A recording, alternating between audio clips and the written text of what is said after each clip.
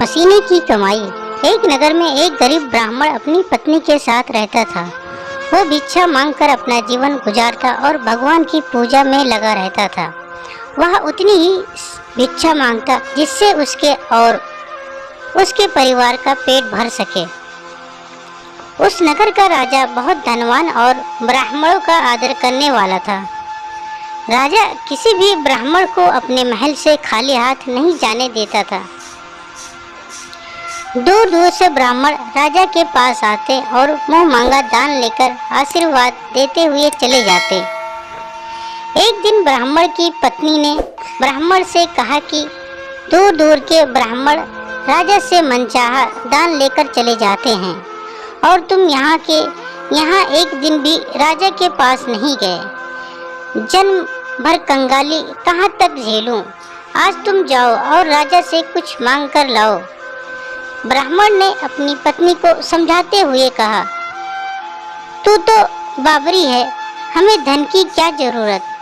हमें इतना तो मिल ही जाता है जिससे हम अपना पेट भर सके।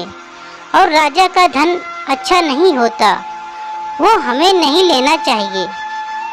ब्राह्मण की पत्नी जिद पर अड़ गई और बोली, मैं तुम्हारी एक भी बात सुनने वाली नहीं हूँ। कब तक हम कंगाली में जीते रहेंगे? तुम तो रोज माला लेकर बैठ जाते हो।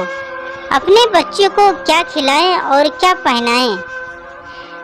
जब बच्चे दूसरे बच्चों को पहनते ओढ़ते और खाते पीते देखते हैं तो उनका मन भी ललचाता है। आज तुम राजा के पास जाओ, राजा बहुत भला व्यक्ति है, वो हमें जरूर मुंह मांगा दान देगा।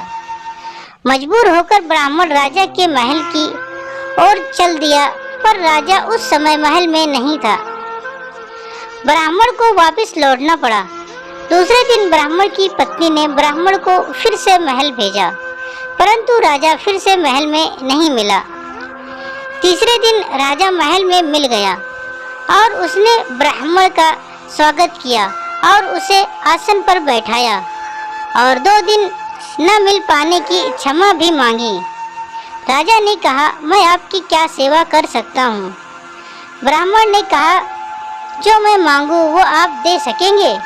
राजा ने कहा, हाँ हाँ कहिए, मैं आपकी क्या सेवा कर सकता हूँ? ब्राह्मण ने निवेदन दिया, महाराज मैं कुछ और नहीं चाहता, बस आप मुझे अपनी पसीने की कमाई से 4 पैसे दान में दे दीजिए। ब्राह्मण की बात सुनकर राजा चौंक गया और सोचने लगा, खजाने में बहुत सारा धन पड़ा है, पर मेरी मेहनत की एक कौड़ी भी नहीं है। राजा ने ब्राह्मण से कहा, आप मुझे एक दिन का समय दें, मैं कल आपको स्वागत मुंह मांगा दान दे दूंगा। ब्राह्मण को जब खाली हाथ देखा तो पत्नी बोली, क्या हुआ? राजा ने कुछ नहीं दिया। ब्राह्मण बोला, राजा ने कल देने के लिए कहा है। ब्राह्मण की पत्नी सोचने लगी, शायद इन्होंने बहुत सारा धन मांगा होगा और राजा को इसकी व्यवस्था करने में समय लग रहा होगा, इसलिए कल बुलाया है। दूसरी ओर राजा ने अपने राजसी कपड़े बदलकर फटे पुराने कपड़े पहने और मजदूर जैसा भेष बना लिया। जब राजा की पत्नी ने देखा तो पूछा, राजा ने सब कुछ बताया। रानी बोली, मैं भी आपके साथ चलूंगी। राजा के हाँ कहने पर रानी भी पुरानी साड़ी पहनकर आ गई। इस प्रकार राजा रानी मजदूरी की तलाश में शहर निकले। लोहारों के मोहल्ले में जाकर राजा ने आवाज लगाई, किसी को मजदूर चाहिए, मजदूर। आखिर एक लोहार ने उन्हें बुला लिया, जो पहिए पर हाल चढ़ाने की तैयारी कर रहा था। उसने राजा से कहा, देखो तुम्हें पहले खलात धोनी पड़ेगी और जब आग आ जाए उसके बाद घन पीटना पड़ेगा। फिर रानी की ओर देखकर कहा, तुम्हें कुएं से पानी लेकर होदी भरनी पड़ेगी और कोयले वाले घर से कोयला लेकर भट्टी में डालना होगा। तुम दोनों को दिन भर में 2-2 आने मिलेंगे। अगर काम पसंद हो तो बोलो, नहीं तो अपना रास्ता नापो। राजा रानी लोहार के बताए काम को करने लगे। राजा खलात धोखने लगा, पर उससे काम ठीक से नहीं हो पा रहा था। लोहार नाराज होकर राजा को ठीक से काम करने के लिए कहता। राजा जैसे तैसे अपना काम करने लगा। रानी भी कुएं से पानी भरकर लाने लगी। रानी के हाथ में फफोले पड़ गए। किसी तरह बड़ी कठिनाइयों से उसने पानी का हौज भरा। उसके बाद रानी कोयला लाकर भट्टी में डालने लगी। कोयला भरने से रानी के गोरे हाथ और कपड़े काले हो गए।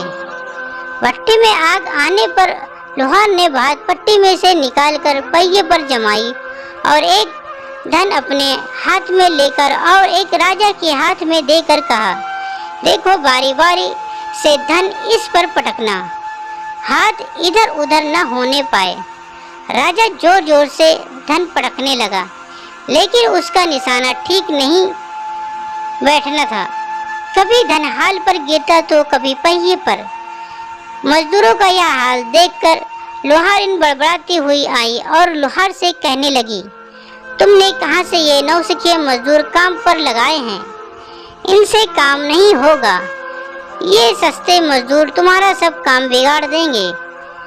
राजा रानी उन दोनों की फटकार सुनते सुनते अपना काम मन लगाकर करते रहे। धन पटकते पटकते राजा का शरीर पसीने से तर हो गया और जोर जोर से सांस चलने लगी। रानी भी पानी भरते भरते और कोयला झोंकते झोंकते थक कर चूर हो गई। दोनों ने पूरे दिन बहुत मेहनत की। लोहार ने राजा रानी को 2-2 पैसे दिए, जिसे वो बड़ी खुशी खुशी लेकर महल आ गए। आज उन्हें पता चला कि मेहनत की कमाई कैसी होती है। राजा ने 4 पैसे अलग रख दिए और अगले दिन ब्राह्मण को बुलाकर उसे दे दिए।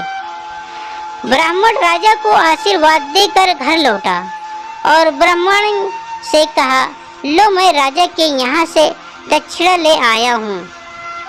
ब्राह्मणानी खुश होकर दौड़ती हुई आई, पर जब उसने 4 पैसे देखे तो वो ठिठक कर रह गई और उन्हें दूर फेंक किया। जल भुनकर ब्राह्मण से बोली, तुम जैसे दरिद्र से राजा के यहाँ जाकर भी कुछ न मांगा गया, शर्म भी नहीं आती, कहकर रूठ कर चली गई और बहुत देर तक बड़बड़ करती रही। ब्राह्मण ने उन 4 पैसों का उठाकर तुलसी घर के पास रख दिए और सोचा जब ब्राह्मणी शांत हो जाएगी तो जरूरत पड़ने पर उठा लेगी। परंतु कई दिनों तक पैसे वहीं रखे रहे और फूल बेलपत्र ऊपर से गिरकर मिट्टी में दब गए। ब्राह्मण और ब्राह्मणी दोनों ही उन सिक्कों के बारे में भूल गए। कुछ दिनों बाद तुलसी घर में 4 पौधे उगे। चारों पौधे बहुत सुंदर थे। यह देख ब्राह्मणी रोज उनमें पानी डाल देती। 4 महीने बाद वो पौधे बड़े हो गए और उनमें फूल लगने लगे। फूल सूखने पर इनसे मोती झड़ने लगे। ब्राह्मण और ब्राह्मणी ने कभी मोती नहीं देखे थे। वो समझे कि कोई बीज है। हर रोज कई फूल झड़ते और बहुत मोती पूरे तुलसी घर में बिखर जाते।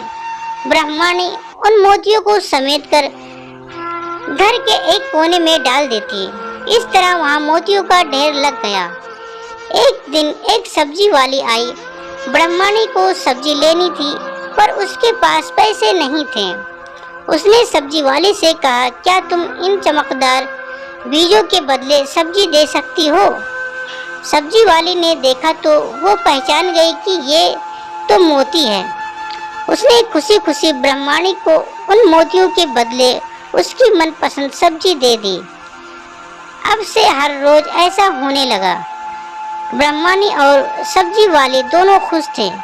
सब्जी वाली यह सोचकर खुश थी कि मुझे 1 पैसे की तरकारी के बदले हजारों का माल मिलता है, और ब्राह्मणी यह सोचकर खुश थी कि इस बीजों के बदले सब्जी मिल जाती है। इस प्रकार कई महीने बीत गए। उधर राजमहल में कई राजहंस थे जो मोती चुगते थे। राजा का यह नियम था, जब राजहंस मोती चुग लेते थे उसके बाद ही राजा और उसका परिवार भोजन करता था। एक समय बाद राजा का सारा धन उन मोतियों और दान देने में खर्च हो गया। अब राजा को मोती खरीदने के पैसे तक नहीं बचे। यह खबर पूरे नगर में फैल गई।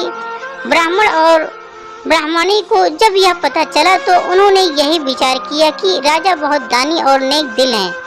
उसने अपना सब कुछ दान कर दिया, यहाँ तक कि शायद उनके पास खाने को भी कुछ नहीं है। ऐसे हालत में हमें उन लोगों की सहायता करनी चाहिए। ब्राह्मण ने ब्राह्मणी से कहा, अगर तू कहे तो इसमें से कुछ बीज राजा को दे दूं। तू कहती है इससे सब्जी और खाने की चीजें मिल जाती हैं। ब्राह्मणी ने कहा, हाँ, मैं रोज इसके बदले सौदा लिया करती हूँ। ऐसा कहकर ब्राह्मणी एक टोकरी बीज भर लाई। ब्राह्मण राजा के पास पहुँचा और उसे वो मोती दिए और राजा को सारी बात बताई। राजा उन मोतियों को देखकर चौंक गया। उसने मोती राजहंस को दिए। राजहंस ने उन्हें चुगने लगे। यह देख राजा ने ब्राह्मण से कहा, एक एक मोती सैकड़ों रुपयों का है। सच बताएं, आपके पास इतने मोती कहाँ से आए? ब्राह्मण बोला, महाराज, ऐसे बीज तो हमारे घर पर बहुत हैं। और राजा को पूरी बात बताई। राजा अपने मंत्रियों के साथ ब्राह्मण के घर पहुँचे और उन चारों पेड़ों को देखा। पूछताछ में उन सिक्कों वाली बात सामने आ गई।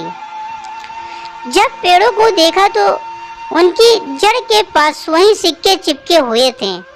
आज ब्राह्मण ब्राह्मणी को मालूम हुआ कि उनके पास लाखों करोड़ की दौलत है, जिसे वो साधारण बीज समझते थे। ब्राह्मण ने सोचा कि मेरे लिए यह धन किस काम का। ऐसा सोच ब्राह्मण ने सारे मोती राजा को दान में दे दिए। राजा की आंखें भी खुल गई। मेहनत के धन की कीमत उन्हें मालूम पड़ गई। उस दिन राजा ने परख कर लिया कि मैं खजाने के पैसे से एक भी पैसा अपने खर्च में नहीं लगाऊंगा।